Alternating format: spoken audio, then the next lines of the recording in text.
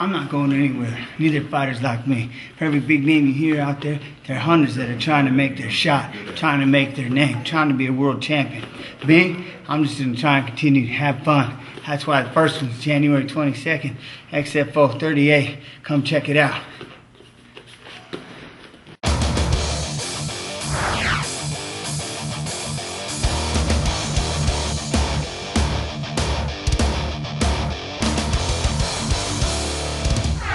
I remember one of the first fights I was ever in life. It's crazy, man. It was like I remember it was like a wrestling match almost, in the fact that I just let everything flow, and I was just launching this dude, dropping him on his head, just beat the dang out of him, right? This is made for me. Randy Couture kind of showed the way. I always wanted to be a boxer. This way I could go in with my wrestling, training all of their life, and to go into MMA was just, it was perfect. My biggest moment, my greatest victory in the sport of MMA was definitely winning the world title.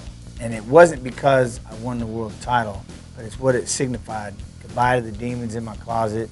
It gave my family something to cheer about. But winning that world title was really the way of, okay, Jens Pulver is now going to mean something else. What I love about Supremacy is it shows the back roads. The only MMA games out there right now is everybody's just trying to mimic the real fighters. Right? That's what TV's for, you know what I mean? But what about the other 100,000?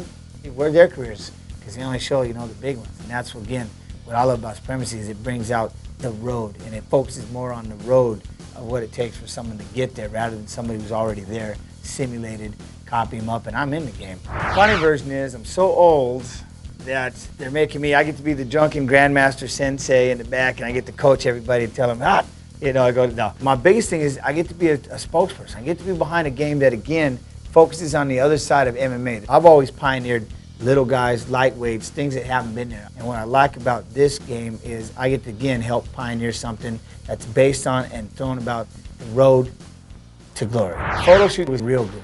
You just sit there and just spin in circles and get it done. But if that's the least I can do for these guys, with, like I said, I look at the product and what they're doing and how hard it's got to be, you know, I'm fascinated. When it comes to being gaming and a gamer, it's something I've always loved, and to have this opportunity to me is incredible. You know what, coming around Kung Fu Factory, one, I love the name. I walk in there, I see the logo, I dig it, you know what I mean? They're not so worried about, here's this entire arsenal of things that you can do if you hit these 3 buttons together and wiggle this pink one, you'll do this move. Or, you know, it's like, look, here's your basic setup, get good at it. You can tap each other. If you don't block, your leg's it's gonna purple up, and you're gonna be able to snap it. I love the fact that these guys here at Kung Fu really tried to grasp all of those details. They're trying to grab a style all its own. We're not trying to be, you know, mimic all the fighters. We want all these different storylines. Because again, we don't know who the next world champion is. We don't know who the next guys are. So that's why I like that these guys are setting out to start those storylines now.